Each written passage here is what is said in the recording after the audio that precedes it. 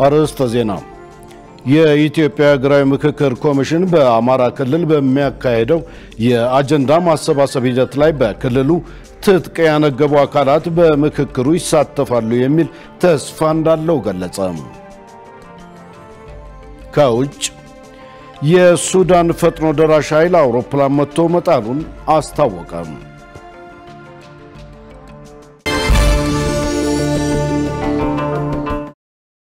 ውድ ተመልካቾች ሰላም ጤና ይስጥልን። ከኢሳት ነጻ ህዝብ ሚዲያ የሰዓቱን ዜና ይዘን ቀርበናል። ከዜናው ጋር ደረጀ ይልማ ነኝ። የኢትዮጵያ ሀገራዊ ምክክር ኮሚሽን በአማራ ክልል በሚያካሄደው የአጀንዳ ማሰባሰብ ሂደት ላይ በክልሉ ትጥቅ ያነገቡ አካላት በምክክሩ ይሳተፋሉ የሚል ተስፋ እንዳለው ገለጸ። ኮሚሽኑ ከዚህ ቀደም ባስተላለፈው ጥሪ ምላሽ ያላገኘ ቢሆንም ከነገ ጀምሮ በባህር ዳር ከተማ በሚያካሄደው የምክክር ሂደት ላይ ይሳተፋሉ የሚል ተስፋ እንዳለው አስታውቋል። መሳይ ገዛኸኝ ተጨማሪ አላት። የኢትዮጵያ ሀገራዊ ምክክር ኮሚሽን የቆመለትን ዓላማ በተሰጠው ጊዜ ባለማጠናቀቁ ተጨማሪ የአንድ ዓመት ጊዜ እንደተሰጠው ይታወቃል። ኮሚሽኑ በተሰጠው ተጨማሪ ጊዜ በሀገሪቱ በጸጥታ ችግር ምክንያት የአጀንዳ ማሰባሰብ ሂደት ያላካሄደባቸው ክልሎች ተደራሽ ለማድረግ እየሰራ ይገኛል። በዚህም በአማራ ክልል ከመጋቢት 27 እስከ ሚያዝያ 4 ቀን 2017 ዓ.ም የሚደረገውን ቆይታ በተመለከተ በባህር ዳር ከተማ ለጋዜጠኞች መግለጫ ተሰጥቷል። በመግለጫው ወቅት ለተነሱ ጥያቄዎች ማብራሪያ የሰጡት ኮሚሽነር ዮናስ አዳዬ ኮሚሽኑ ለትጥቅ አንጋቢዎች ባደረገው የንመካከር ጥሪ ምላሽ እንዳላገኘ ገልጸዋል። ቀጥተኛ የሆነ መልስ በግሩፕ መጥተው አራትም አቅጣጫ ያሉት እንዲህ አድርገናል ከዛሬ ጀምሮ እንደዚህ አብረን እንወያይ እንነጋገር የሚባለው ነገር ኦፊሻሊ ለሀገራዊ ምክክር የደረሰን ነገር እስካሁን ይጠበቅን ነው። ነገር ግን በጣም ተስፋ አለን። አዎንታዊ አመለካከቶችን ይዘን ነው የምንንቀሳቀሰው።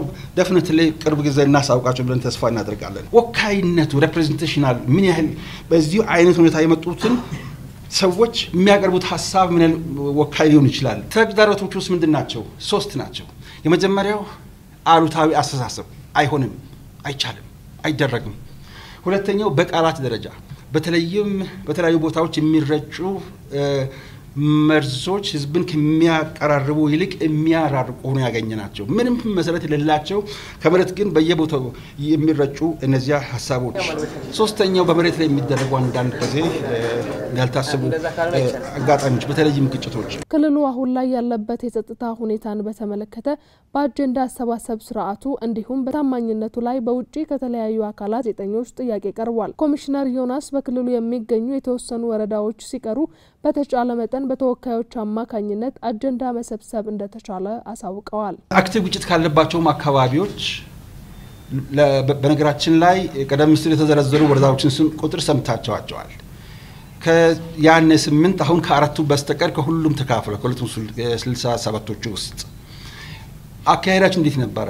ሀገራዊ ምክክሩ የሁላችንም የጋራ ስራ ስለሆነ እዚያውም ደግሞ ከኛ ጋር አብሮ ይሰሩ የነበሩ የተባባሪ አካላት ብዛት የሚታወቁት የምትሰሙት ነው። ምክንያቱም አካሄዳችን ከታች ወደ ላይ ሀገር በቀል ዕውቀትን መሰረት ያደረገ አካባቢውን መሰረት ያደረገ ከላይ ወደ ታች የሚጫን ሳይሆን ከታች ወደ ላይ በዋናነት ስለሆነ ከነሱ ጋር በመተባበር ነው። ግጭቶቹ ባሉበትም አካባቢ እዚያው ህዝባችን እንኳን አለ ዲስቶርትድ የሆነ ኢሜጅ ነው ያለው። ልክ ህዝባችን እንዳለቀ በጦርነት አይደለም። በአጠቃላይ እንደ ሰላም ተመራማሪም ተማሪም ሰላም ምን ግዘም አንጻራዊ ነው። አከለውም የማህበረሰቡ ሐሳብ በሚወከልበት መንገድ እየተሰራ እንደሆነም አብራርተዋል። 132 ወይም 3 ሚሊዮን ህዝብ በአካል አይገኝም። ነገር ግን የ133ቱም ህዝብ ስሜት፣ ሐሳብ፣ አመለካከት፣ ጥያቄ እነዚህ እንድንጸባረቁ እንዲወከሉ እንዲካተቱ ጥረት እናደርጋለን። እየተደረገም ነው ያለው በአሁኑ ሰዓት ከተለያዩ አቅጣጫዎች ማግኘቱ ላይ ስለሆነ በሐሳብ ውክልና ላይ ስለሆነ ግለሰብ ተገኘ አልተገኘ ብቻ ሳይሆን መገኘቱ እጅግ አስፈላጊ ነው፣ በጣም ጥሩ ነው። ነገር ግን ባይገኙም እነሱን ሐሳብ የሚወከልበት መንገድ መሻት ነው ለኛ ትልቁ። በምክክሩ ሂደት በመጀመሪያዎቹ 4 ቀናት በክልሉ ከሚገኙ 267 ወረዳዎች የተወጣጡ 10 የማህበረሰብ ወኪሎች በአጀንዳ ሐሳባቸው ላይ ውይይት እንደሚያደርጉ ተጠቁሟል። የኢትዮጵያን ብሔራዊ ጥቅም በማስጠበቅና የጋራ ተጠቃሚነትን በማጎልበት ረገድ ውጤት ያለው የዲፕሎማሲ ምህዳር እየተፈጠረ መሆኑ ተገለጸ። የውጭ ጉዳይ ሚኒስቴር ቃል አቀባይ አምባሳደር ነቢያት ጌታቸው ከኢዜአ ጋር ባደረጉት ቆይታ ኢትዮጵያ ቀጠናዊ አህጉራዊና ዓለም አቀፋዊ የዲፕሎማሲ ትብብር ለማጠናከር ያከናወነቻቸውን ተግባራት አብራርተዋል።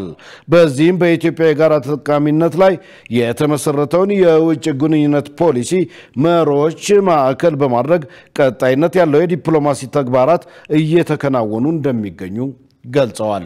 ኢትዮጵያ ከጎረቤት ሀገራት ጋር የምታራምደው የዲፕሎማሲ ትብብር የጋራ እድገት መፍጠር የሚያስችሉ መሆናቸውን አመልክተው ለዚህም በልማት በሰላምና በደህንነት ላይ ውጤታማ ስራ እየተከናወነ መሆኑን ተናግረዋል።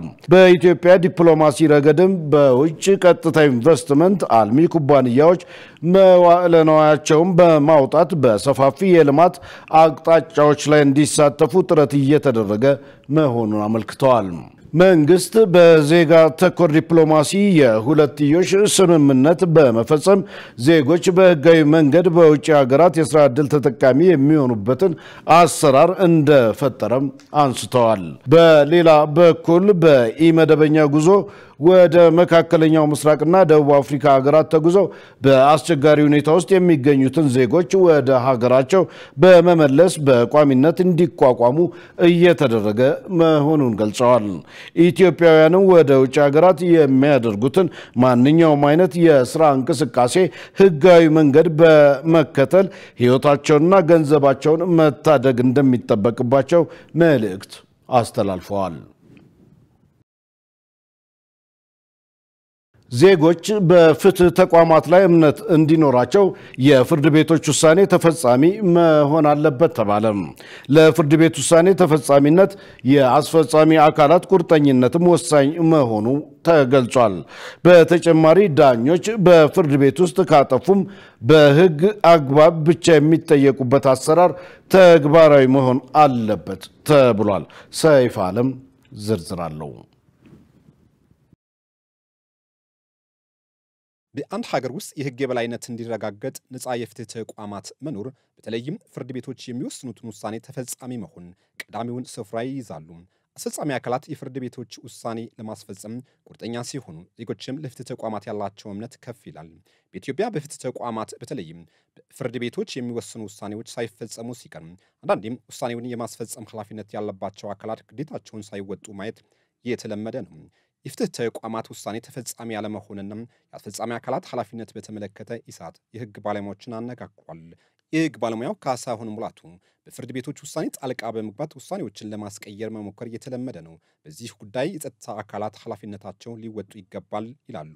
የፍርድ ቤት ውሳኔዎችን ከማስፈጸም አንጻር አስተዳደር አካላት እምቢተኝነት የሚያጋጥምበት ሁኔታዎች አሉ። እንዲሁም በህግ አስከባሪዎች አንዳንዴ ዳኞችን አላግባብ ቁጥጥር ስር የማዋል የነሱን ውሳኔና ትዕዛዝ አለመፈጸም ይታያልና ይሄ እንግዲህ የነሱ ነፃነትና ገለልተኝነት ላይ ጣልቃ እንደመግባት የነሱን ውሳኔ አለመፈጸም የነሱን ትዕዛዝ አለመቀበል በራሱ ተገቢነት የሌለው አሰራር ነው። ይሄ እንግዲህ በየክልሎችም እንዲሁም በፌደራል ተቋማቶችም የሚታይ ችግር ነው። ስለዚህ ብዙ የሚቀርን ነገር አለ ማለት ነው። ፍርድ ቤቶች በውሳኔያቸው ነፃና ገለልተኛ መሆን አለባቸው። አስፈጻሚው አካልም ይህን ተቀብሎ የመተግበር ኃላፊነት አለበት ያሉት ደግሞ ሌላኛው የህግ ባለሙያ ጥጋቡ ደሳለኝ ናቸው። ዳኞች ወይም ፍርድ ቤቶች ነፃ ፍትሃዊና ገለልተኛ ሆነው የቀረበላቸውን መዝገብ ወይም ክስ ወይም አቤቱታ ህግንና ማስረጃን ብቻ መሰረት አድርገው እንዲወስኑ ነፃ ፈቃድ ተሰጥቷቸዋል ነው የሚለው ህገ መንግስቱ አንቀጽ 7 አንቀጽ 2 ማለት ነው። ስለዚህ በመርህ ደረጃ በፍርድ ቤቶች አሰራርና ውሳኔ ላይ ጣልቃ ገብቶ ይሄንን አድርግ፣ ይሄንን ልቀቀው፣ ይሄ ይፈታ፣ ይሄ ውሳኔው እንዲህ ይደረግ፣ ይቀልበስ የመሳሰለው ነገር ይህ ህገ መንግስታዊ ነው። ካሳሁን ሙላቱ በተጨማሪም ዳኞች ውሳኔ ግልጽና ነፃ ህግና ማስረጃ መሰረት ያደረገ እስከሆነ ድረስ ውሳኔያቸውን ለመቀየር የሚደረጉ አሰራሮችና አካሄዶች መቆም አለባቸው ብለዋል። ዳኝነት አካሉ የሚሰጠው ትዕዛዝ ውሳኔ ሊከበር ይገባል። ቶሎ ሪስፖንድ ማድረግ ያስፈልጋል። በእነሱ ስራ ጣልቃ ያለመግባት እነሱም ነፃ ሆነው ሙያዊ ነፃነታቸውን ጠብቀው ተቋማዊ ነፃነትና ገለልተኝነታቸውን ጠብቀው ሕግንና ማስረጃን መሰረት አድርገው ውሳኔ መስጠት ልምምድ ሊኖር ይገባል። ይሄ ከሁለት አንግል ነው የምናየው። እነሱ ዳኞች ውስጥ ቢሆኑ ሙያዊ ነፃነታቸውን አክብረው ገለልተኛ ነፃ ሆነው ሕግና ማስረጃን ብቻ መሰረት አድርገው ነው ወይ ውሳኔ የሚሰጡት? ተጽዕኖ አይኖርባቸውም ወይ? ነፃ ሆኖ ነው ወይ የሚሰጡት? ከፖለቲካም ከተለያየ ጣልቃ ገብነቶች ነፃ ሆኖ ይሰጣሉ የሚለው ይሄ ብዙ ጥያቄ የሚነሳበት ነው። አንዳንድ ውሳኔዎችን ስናይ ሪሊ ይሄን ኩዌሽን እንድናደርግ የሚያደርጉ ነገሮች አሉ። ብዙ ሊሰራበት የሚገባ ነገር ነው። ዳኞች ካጠፉ በህግ አግባብ የሚጠየቁበት አሰራር መኖሩን ያነሱት ባለሙያዎቹ ያለመከሰስ መብታቸው ሳይነሳ በጸጥታ አካላት መያዛቸው እና መታሰራቸው አግባብ ካለመሆኑም በላይ በፍትህ ተቋምና አሰራሩ ላይ ጥርጣሬ እንዲጭር የሚያደርግ መሆኑ አንስተዋል። የአፈር ለምነትና ጤንነት መመናመን በግብርና ምርትና ምርታማነት እድገት ላይ አሉታዊ ተጽዕኖ እያሳደረ መሆኑ ተገለጸ። የግብርና ሚኒስቴር ይህንን ያለው ከ11 ክልሎች የተውጣጡ የግብርና ቢሮ ኃላፊዎችና ባለሙያዎች የተሳተፉበት የአፈር ለምነት መመናመን መከላከል በሚቻልበት ሂደት ላይ ያተኮረ የምክክር መድረክ በአዳማ ከተማ በተካሄደበት ወቅት ነው። የግብርና ሚኒስቴር የአፈር ለምነትና ጤንነት ዴስክ ኃላፊ አቶ ሙልጌታ አበራ ለኢዜአ እንደገለጹት በአሁኑ ወቅት በግብርና ምርትና ምርታማነት እድገት ላይ አሉታዊ ተጽዕኖ እያሳደረ ያለው የአፈር ለምነትና ጤንነት መመናመን ነው ብለዋል። በቆላማና በወይና ደጋ አካባቢዎች ረባዳማ ቦታ ላይ የሚተኛው ውሃ እንዲሁም በከተሞች አካባቢ የሚዘዋወረው የተበከለ ውሃ ወደ መሬት ስለሚሰርግ በአፈር ጤንነት ላይ ጉዳት እያስከተለ መሆኑን ተናግረዋል። ሚኒስቴሩ ችግሩን ለመቀነስ ከክልሎችና ከግብርና ሴክተሮች ጋር በመተባበር የተቀናጀ የአፈር ለምነትና ጤንነት ማሻሻያ ፕሮግራም እየተገበረ መሆኑንም ገልጸዋል። ኃላፊው በሁሉም ክልሎች በረባዳማ መሬት ላይ ውሃ እንዳይተኛ በዘመናዊ የአስተራረስ ዘዴ መጠበቅ እንዲሁም የተፈጥሮ ማዳበሪያ በስፋት አገልግሎት ላይ እንዲውል በፕሮጀክት የተደገፈ ስራ እየተከናወነ ይገኛል ብለዋል። በመዲናዋ ደረቅ ቆሻሻ ሰብስቦ የማስወገድ አፈጻጸም 96 በመቶ መድረሱን የአዲስ አበባ ከተማ ስራ አስኪያጅ ጽሕፈት ቤት ገለጸ። ማህበረሰቡን ለአደጋ አጋላጭ ከሆኑ ነገሮች ለመታደግ ታዋቂና ተጽዕኖ ፈጣሪ ግለሰቦች በማህበረሰቡ ዘንድ ያላቸውን አዎንታዊ ተጽዕኖ በመጠቀም ግንዛቤ መፍጠር እንደሚገባም ተመልክቷል። ሰላማዊት ሙሉጌታ በጉዳዩ ላይ ተጨማሪ አላት። የአዲስ አበባ ከተማ ከንቲባ ጽሕፈት ቤት ታዋቂና ተጽዕኖ ፈጣሪ ግለሰቦች በማህበረሰቡ ዘንድ ያላቸውን አዎንታዊ ተጽዕኖ በመጠቀም በቅድመ አደጋ መከላከል፣ በአገልግሎት አሰጣጥ፣ በከተማ ጽዳትና ውበት ላይ ለነዋሪው ግንዛቤ ለመፍጠር የሚያስችል ውይይት በዛሬው ዕለት አካሂዷል። ውይይቱም በከተማ አስተዳደር የሚሰጡ አገልግሎቶች ከማህበረሰቡ የዕለት ተዕለት እንቅስቃሴ ጋር የተያያዙ እንደመሆናቸው የህብረተሰቡ ሚና ለማጉላትና የሚገባውን ድርሻ እንዲወጣ የማድረግ ስራ ለመስራት ያለመ መሆኑ ተመልክቷል። በምክትል ከንቲባ ማዕረግ የአዲስ አበባ ከተማ ዋና ስራ አስፈጻሚ ወንድሙ ሴታ እንደገለጹት በከተማው ከጽዳትና ውበት ጋር በተያያዘ ደረቅ ቆሻሻ ሰብስቦ በማስወገድ ረገድ ለውጥ ቢኖርም መሰራት ያለባቸው በርካታ ተግባራት መኖራቸው አመልክተዋል። ላኛው እንግዲህ ከአዲስ አበባ ደረቅ ቆሻሻ አወጋገድ ጋር ተያይዞ ያለ ስራን በተመለከተ ነው። ቆሻሻ እንግዲህ ከእያንዳንዳችን ቤት ከእያንዳንዳችን እንቅስቃሴ ውስጥ የሚመነጭ ከመሆኑ ጋር ተያይዞ በማመንጨቱ ሂደት በማስወገዱ ሂደት በአግባቡ በመያዙም ሂደት ህዝቡ ሚናው ከፍተኛ ነው። እንግዲህ ያደጉት ሀገራት ሰርኩላር ኢኮኖሚ ገንብተዋል ሲባል ቆሻሻ ያመነጫሉ፣ መልሰው ይጠቀማሉ። ሶ ሚባክን ሀብት የለም ማለት ነው። ስለዚህ ቆሻሻ በተጨባጭ ሀብት የሚሆንበት ዌልዝም ፕሮፐርሊ ሪዲስትሪቢዩት የሚደረግበት አንዱ ሜካኒዝም ይሄም ተደርጎ ስለሚወሰድም ጭምር ነው። ሶ ቆሻሻን በመሰብሰብ እና በማስወገድ ደረጃ 96% አካባቢ ደርሰናል። ግን ደግሞ ሰርኩላር ኢኮኖሚ ከመገንባት አንፃር በጣም ብዙ የሚቀሩን ጉዳዮች አሉ።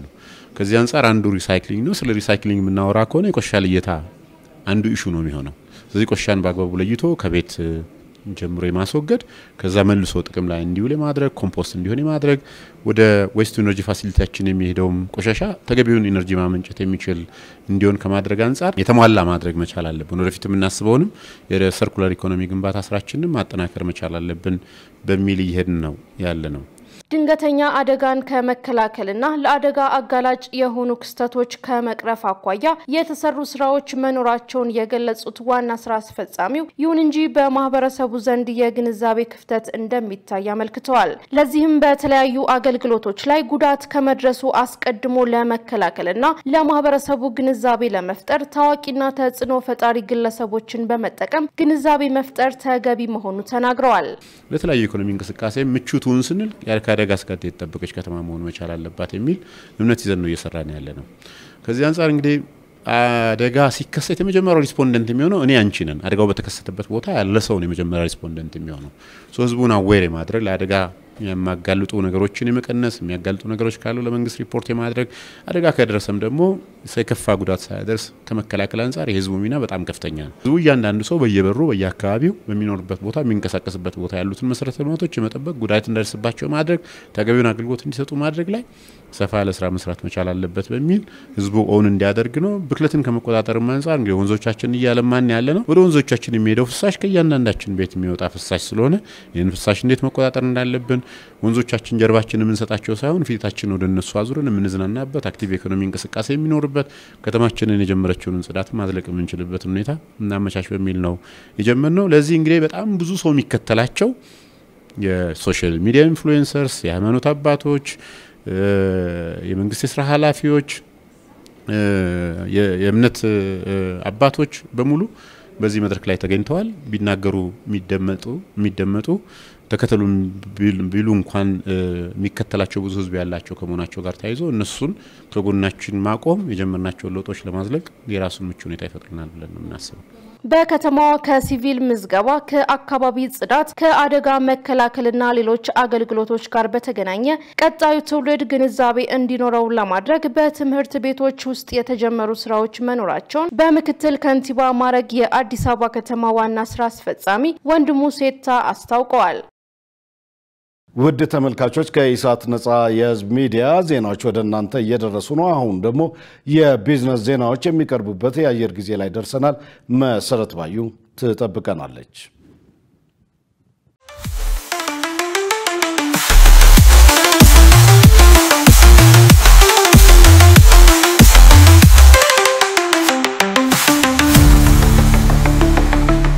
ተመልካቾቻችን ከኢሳት ነጻ የህዝብ ሚዲያ ለለቱ ያዝናቸውን የቢዝነስ ዘገባዎች ይዤላችሁ ቀርብ ያለው ከዘገባዎቹ ጋር መሰረት ባዩ ነኝ። አብራችሁን ቆዩ።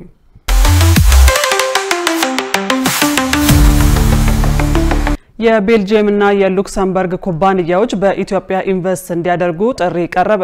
የቤልጂየም እና የሉክሰምበርግ ኩባንያዎች በኢትዮጵያ የኢንቨስትመንት አማራጮች ላይ እንዲሳተፉ በቤልጂየም የኢትዮጵያ ኤምባሲ ጥሪ አቀረበ። ኤምባሲው በኢትዮጵያ ያሉ የኢንቨስትመንት አማራጮችን የሚያስተዋውቅ ኢንቨስትመንት ማስተዋወቂያ መድረክ አካሂዷል። በቤኔሉክስ ሀገራትና የአውሮፓ ህብረት ተቋማት የኢትዮጵያ አምባሳደር እሸቴ ጥላሁን በዚህ ወቅት በኢትዮጵያ የተካሄዱ የኢኮኖሚ ማሻሻያዎች ምቹ ኢንቨስትመንት አማራጮች መፍጠራቸውን ጠቅሰው የቤልጂየም እና የሉክሰምበርግ ኩባንያዎች በኢትዮጵያ ኢንቨስት እንዲያደርጉ ጥሪ አቅርበዋል። ግብርና፣ ፋርማሲ፣ ቱሪዝም፣ ማዕድንና ቴክኖሎጂ የኢትዮጵያ መንግስት ቀዳሚ ትኩረት የሰጣቸው የኢንቨስትመንት ዘርፎች ናቸው ብለዋል። በመድረኩ ለተሳተፉ ኩባንያዎችና የንግድ ማህበረሰቦች በኢትዮጵያ የኢንቨስትመንት አማራጮች ላይ ማብራሪያ ተሰጥቷል። ወጣት ዲፕሎማቶች የኢትዮጵያን የኢንቨስትመንት አቅም ለውጭ ዓለም እንዲያስተዋውቁ ተጠየቀ። ወጣት ዲፕሎማቶች ኢትዮጵያ ቀዳሚ የውጭ ቀጥተኛ ኢንቨስትመንት መዳረሻ እንድትሆን ያላትን አቅም የማስተዋወቅ ስራ እንዲሰሩ የኢንዱስትሪ ፓርኮች ልማት ኮርፖሬሽን ጠይቋል።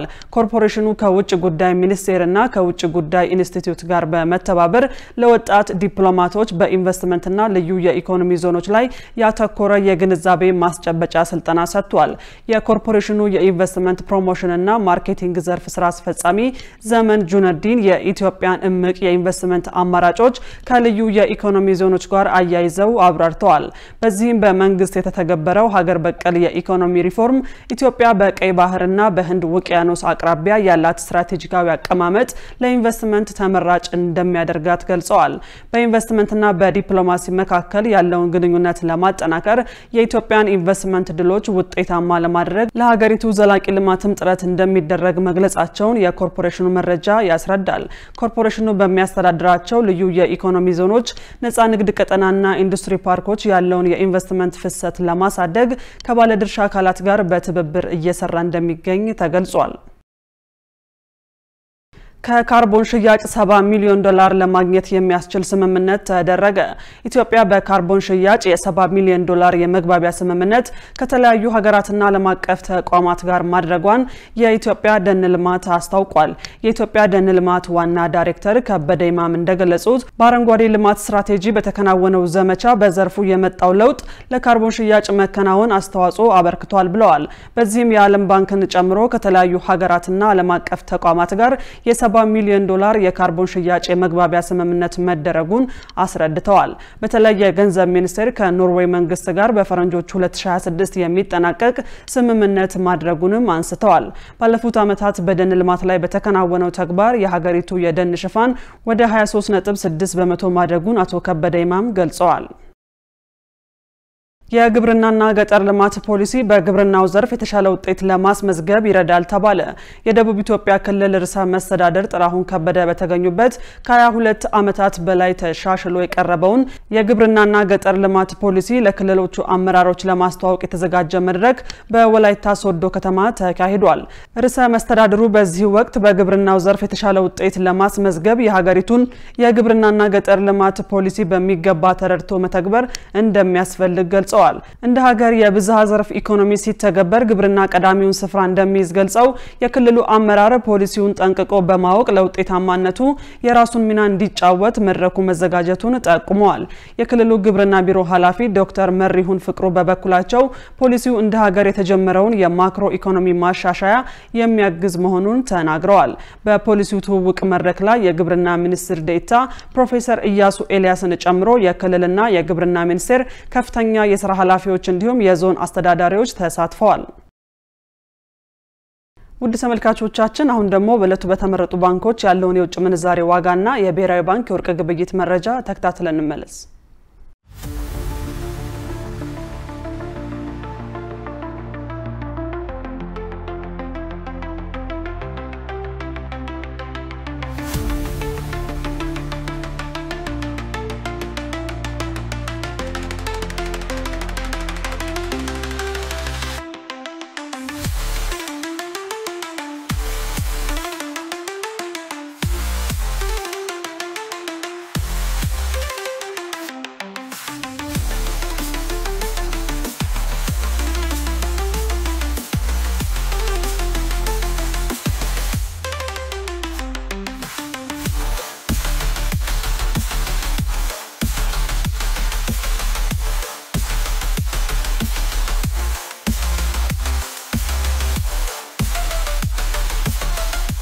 ውድ ተመልካቾቻችን ከኢሳት ነጻ የህዝብ ሚዲያ ለለቱ ያዝናቸው የቢዝነስ ዘገባዎች በዚሁ ተጠናቀዋል። ወደ ቀሪዎቹ ዜናዎች እንመለስ።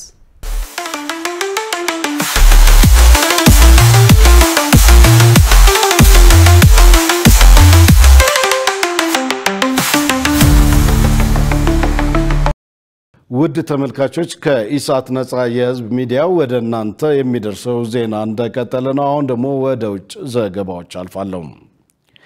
የሱዳን ፈጥኖ ደራሽ ኃይል አውሮፕላን መጥቶ መጣሉን አስታወቀም። ራብና ፍርሃት ያንዣበበባቸው የዳርፉር ነዋሪዎች የፈጥኖ ደራሽ ኃይል ጥቃት ያደርስብናል በሚል የሱዳን ወታደራዊ ኃይል እንዲታደጋቸው እየተማጸኑ ነው። ሸሪፍ ኢማም ተጨማሪ ያለው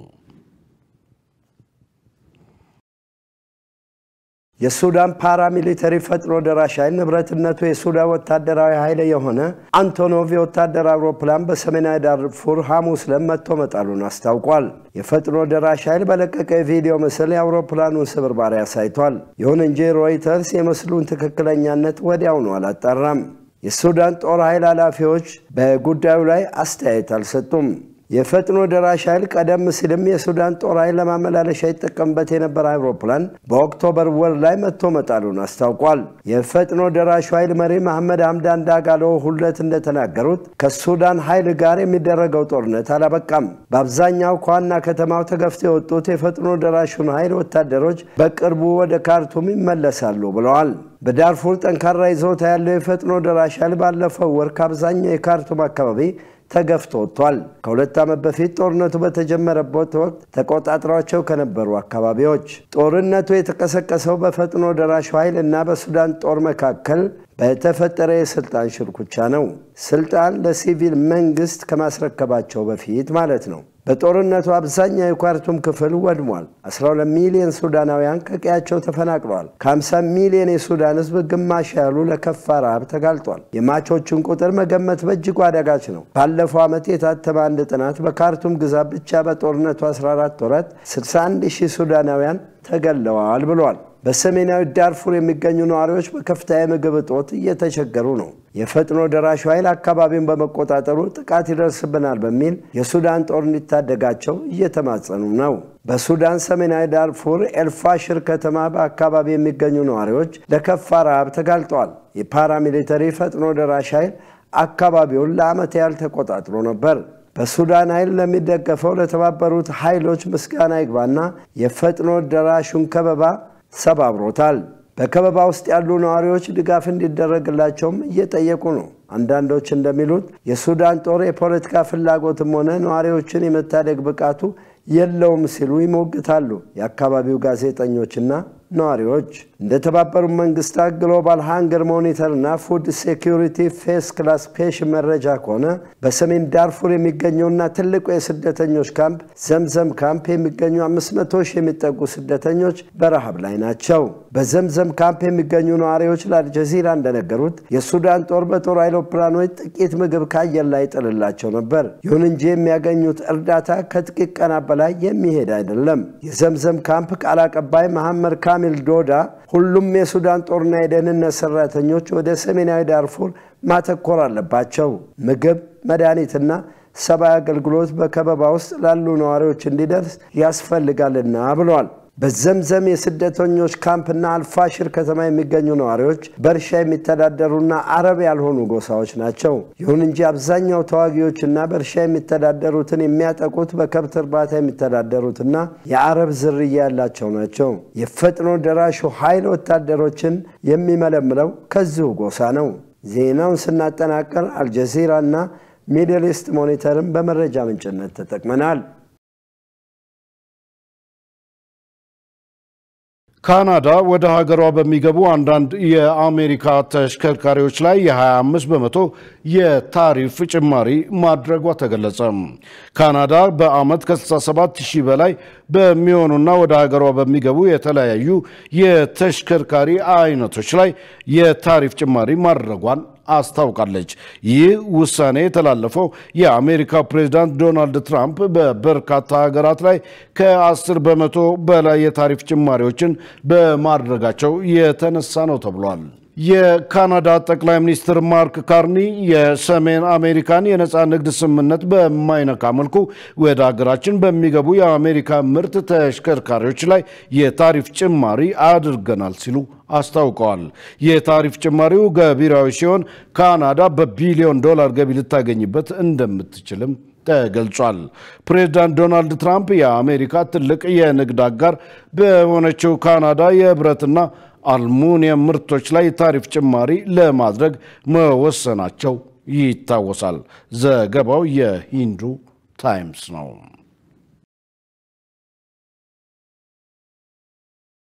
ውድ ተመልካቾች አሁን ደግሞ የስፖርት ዜናዎችን የምናቀርብበት ጊዜ ላይ ደርሰናል። ሙሉ ቀን ሰለሞን ይጠብቀናል። ወደዛው እንለፍ።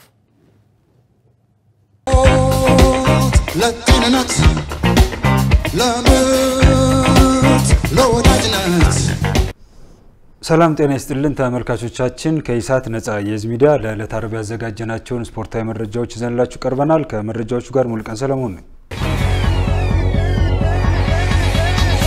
23ኛው ሳምንት የኢትዮጵያ ፕሪሚየር ሊግ ውድድር ነገ ይጠናቀቃል። ከረቡዕ መጋቢት 24 ቀን 2017 ዓ.ም ጀምሮ በመካሄድ ላይ የሚገኙት 23ኛው ሳምንት የኢትዮጵያ ፕሪሚየር ሊግ ጨዋታዎች ነገ ቅዳሜ መጋቢት 27 ንግድ ባንክ ከሲዳማ ቡና ከቀኑ 9 ሰዓት እና አርባ ምንጭ ከኢትዮ ኤሌክትሪክ ከቀኑ 12 ሰዓት ላይ በሚያደርጓቸው ጨዋታዎች ይጠናቀቃሉ። ሊጉን የኢትዮጵያ መድን፣ ወላይታ ድቻና ባህር ዳር ከተማ በቀዳሚነት ሲመሩት፣ ሐዋሳ ከተማ፣ አዳማ ከተማ፣ ሶል ሽረና ወልዋሎ አዲግራት ዩኒቨርሲቲ በመጨረሻዎቹ ደረጃ ላይ ተቀምጠዋል። ዓለም አቀፉ እግር ኳስ ፌዴሬሽን ፊፋ ፕሬዚደንት ጃኒ ኢንፋንቲኖ ሩሲያ ወደ ዓለም አቀፍ እግር ኳስ ውድድር እንደምትመለስ ተናገሩ። የፊፋው ፕሬዚደንት ጃኒ ኢንፋንቲኖ ሩሲያ በአሜሪካ አሸማጋይነት ከዩክሬን ጋር የጀመረችውን ጦርነት በሰላም የምታጠናቅቅ ከሆነ በቅርቡ ወደ እግር ኳስ ውድድር ልትመለስ እንደምትችል በትላንትናው ዕለት አሳውቀዋል። የፊፋው ፕሬዚደንት አሌክሳንደር ሴፈሪን በበኩላቸው በዩክሬን ያለው ጦርነት እንደቆመ ሩሲያ ወደ እግር ኳስ ትመለሳለች ብለዋል። ሩሲያ ከዩክሬን ጋር የጀመረችውን ጦርነት ተከትሎ ከ3 ዓመታት በፊት ብሔራዊ ቡድኗና ክለቦቿ ከፊፋና የዩኤፋ ውድድሮች መታገዳቸው ይታወሳል። ብሩኖ ፈርናንዴዝ የወሩ ምርጥ ተጫዋች ተብሎ ተመረጠ። የእንግሊዝ ፕሪሚየር ሊግ የ24-25 የውድድር ዓመት የወራ መጋቢት የወሩ ምርጥ ተጫዋች ይፋ ሲያደርግ ፖርቹጋላዊውን የማንቸስተር ዩናይትድ አማካይ ብሩኖ ፈርናንዴዝን በአብላጫ ድምጽ መርጧል። ብሩኖ ፈርናንዴዝ ፕሪሚየር ሊጉን ከተቀላቀለ ጊዜ ጀምሮ ለ5ኛ ጊዜ የእንግሊዝ ፕሪሚየር ሊግ የወሩ ምርጥ ተጫዋች ሽልማት አሸንፏል። በዚህም ተጫዋቹ ከዋይን ሩኒና ሩበን ቫን ፐርሲ እኩል 5 ጊዜ የወሩ ምርጥ ተጫዋች ተብሎ በመመረጥና በርካታ ሽልማት በማሸነፍ 3ኛ ደረጃ ላይ ተቀምጧል። በእንግሊዝ ፕሪሚየር ሊግ የወሩ ምርጥ ተጫዋችነት ሽልማት ሃሪ ኬን፣ መሐመድ ሳላህ እና ሰርጂዮ አጉዌሮ 7 ጊዜ በማሸነፍ በቀዳሚነት ሲቀመጡ ክሪስቲያኖ ሮናልዶ እና ስቴቨን ጀራርድ 6 ጊዜ በማሸነፍ 2ኛ ደረጃ ላይ ተቀምጠዋል። በሌላ በኩል የኖቲንጋም ፎረስት ዋና አሰልጣኝ ኑኖ ስፒሪቶ ሳንቶ የፕሪሚየር ሊጉ የወሩ ምርጥ አሰልጣኝ በመሆን ተመርጧል። አሰልጣኝ ኑኖ ስፒሪቶ ሳንቶ ኖቲንጋምን እየመሩ በመጋቢት ወር ያደረጓቸውን 2 የፕሪሚየር ሊግ ጨዋታዎች አሸንፈዋል። ኬቪን ደብሮይን ከማንቸስተር ሲቲ ጋር እንደሚለያ ያሳወቀ። ቤልጂየማዊ የመሃል ሜዳ ተጫዋች ኬቪን ደብሮይን በውድድር ዘመኑ መጨረሻ ከማንቸስተር ሲቲ ጋር እንደሚለያ ከሰዓታት በፊት ይፋ አድርጓል። በውድድር ዘመኑ መጨረሻ ውሎ የሚያበቃው ኬቪን ደብሮይን ከ9 ዓመታት የማንቸስተር ሲቲ ቆይታ በኋላ ክለቡን በነፃ ዝውውር የሚለቅ ይሆናል። ከማንቸስተር ሲቲ ጋር 412 ጨዋታዎችን አድርጎ 6 የፕሪሚየር ሊግ እና 1 የአውሮፓ ቻምፒየንስ ሊግ ዋንጫዎችን ያሳካው ተጫዋቹ ከኤርሊንግ ሃላንድ በመቀጠል የክለቡ ሁለተኛ ከፍተኛ ተከፋይ ተጫዋች ነው። በመጨረሻም በተለያዩ የዓለማችን ክፍሎች በሳምንቱ መጨረሻ ቀናት የሚከናወኑ የእግር ኳስ ጨዋታዎችን እናስታውሳችሁ። 31ኛው ሳምንት የእንግሊዝ ፕሪሚየር ሊግ ነገ ቅዳሜ ከቀኑ 8 ሰዓት ላይ ኤቨርተን ከአርሰናል በሚያደርጉት ጨዋታ ይጀምራል። በተጨማሪም አስቶን ቪላ ከኖቲንጋም ፎረስት ከምሽቱ 1 ሰዓት ከ30 ላይ ይጫወታሉ። እሁድ ደግሞ ቶተናም ከሳውዝሃምፕተን፣ ብሬንትፎርድ ከቼልሲ እና ፉላም ከሊቨርፑል ከቀኑ 10 ሰዓት ላይ፣ ማንቸስተር ዩናይትድ ከማንቸስተር ሲቲ ከምሽቱ 12 ከ30 ላይ ይጫወታሉ። የ31ኛው ሳምንት የሊጉ መርሃ ግብር ሰኞ ምሽት 4 ሰዓት ላይ ሌስተር ሲቲ ከኒውካስል ጋር በሚያደርጉት ጨዋታ ይጠናቀቃል። በ30ኛው ሳምንት የስፔን ላሊጋ መርሃ ግብር ደግሞ ነገ ቅዳሜ ሪያል ማድሪድ ከቫሌንሺያ ከቀኑ 11 ሰዓት ከ15 ላይ ሲጫወቱ፣ የላሊጋው መሪ ባርሴሎና በጥሩ አቋም ላይ የሚገኘውን ሪያል ቤቲስን ከምሽቱ 4 ሰዓት ጀምሮ በሜዳው ያስተናግዳል። እሁድ ሴቪያ ከአትሌቲኮ ማድሪድ ከቀኑ 11 ሰዓት ከ15 ጀምሮ ሲጫወቱ፣ በደረጃ ሰንጠረዡ 4ኛና 5ኛ ደረጃ ላይ የተቀመጡት ቪያሪያል እና አትሌቲክ ክለብ ከምሽቱ 4 ሰዓት ጀምሮ ይጫወታሉ። በተጨማሪም በጣሊያን ሴሪ 31ኛ ሳምንት መርሃ ግብር ፓርማ ከኢንተር ሚላን፣ ሚላን ከፊዮሬንቲና ነገ ቅዳሜ ሲጫወቱ፣ አትላንታ ከላዚዮ፣ ሮማ ከጁቬንቱስ እና ቦሎኛ ከናፖሊ እሁድ በተለያየ ሰዓት የሚያደርጓቸው የእግር ኳስ ጨዋታዎች ይጠበቃሉ። ተመልካቾቻችን ለዕለቱ ያዘጋጀናቸው ስፖርታዊ መረጃዎቻችን የተከታተላችኋቸውን ይመስሉ ነበር። ከመረጃዎቹ ጋር ሙሉቀን ሰለሞን አብሬያችሁ ቆየው። መልካም ሰንበት ይሁንላችሁ። ለጤንነት ለምርት ለወዳጅነት ውድ ተመልካቾች ከኢሳት ነጻ ህዝብ ሚዲያ ለሰዓቱ ያዝነው ዜና እስካሁን ነበር። ዜናውን ወደ እናንተ ያደረስኩት ደረጀ ይልማ ነኝ። ከቀሪ የኢሳት ዝግጅቶች ጋር ሰናይ ጊዜ